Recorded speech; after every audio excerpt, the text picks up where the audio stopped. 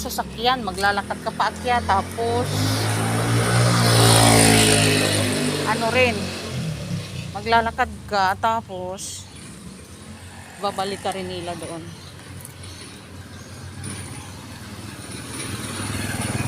Oo.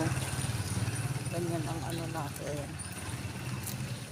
Dito tayo sa kalsada, on the road, mga langganang Interville. So, maglalakad tayo.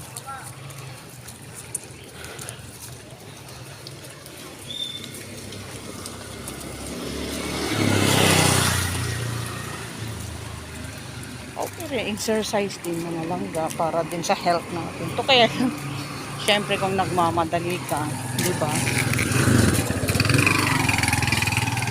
Kung nagmamadali ka, ganun ang mangyayari. O, di ba? Maganda rin ng ano, ng view ng Interville. Ang tagal ko din dito nag-stay, so ayan.